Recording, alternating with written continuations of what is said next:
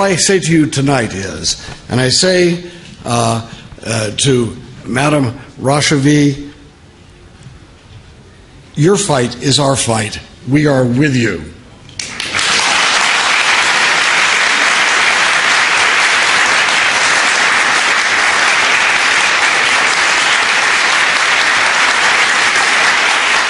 We will create a more peaceful world and a chance for the decent people of the world who want nothing more than to live in freedom and to treat each other with dignity and respect the rights of others.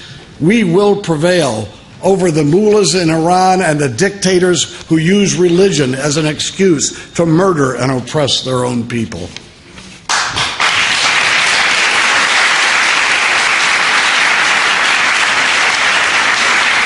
And your fight, the fight of the MEK, is of particular importance. Because if the mullah dictatorship in Iran manages to murder and suppress and to frighten you into submission, it will embolden these dictators, these gangsters in Tehran, to be even harsher on their own people and to create even more havoc in the rest of the world.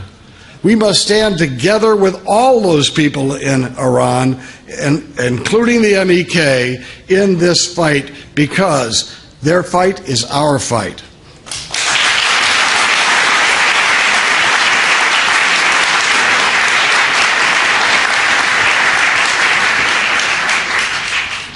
One of the symbols of this fight, of course, has been the terrible situation that we found ourselves in when there were 3,000 helpless refugees put in harm's way in Iraq.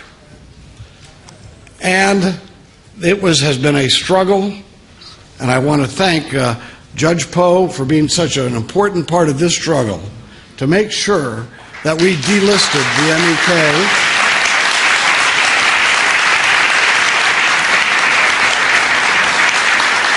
And let me add, because Brian is here with us today to show this was true, this was a bipartisan struggle.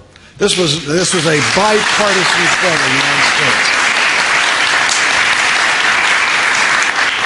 And so we finally, after an incredible effort, got the MEK delisted as a terrorist organization. And so that was... But this was part of an arrangement so that the people there at Camp Ashraf would be able to go safely to an area where they would then very quickly be able to be transported to safety and safe havens in other countries. Unfortunately, the bad guys broke their word to us again. It's a heartache for us who've been working so hard, thinking that we were doing this so that those 3,000 people would be safe. And then, a few days ago, rockets began slamming into Camp Liberty. Who is held responsible for those deaths with wounds and live in agony? Who is responsible?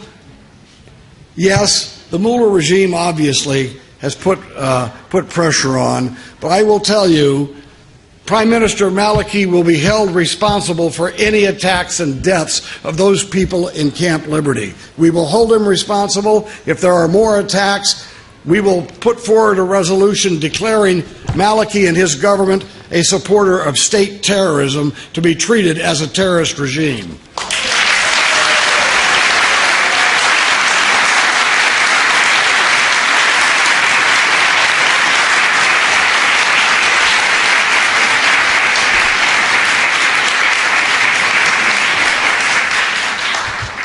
So tonight, let us renew our commitment to you, to work together with you, at the very least, to save those 3,000 souls that now are so vulnerable in Camp Liberty.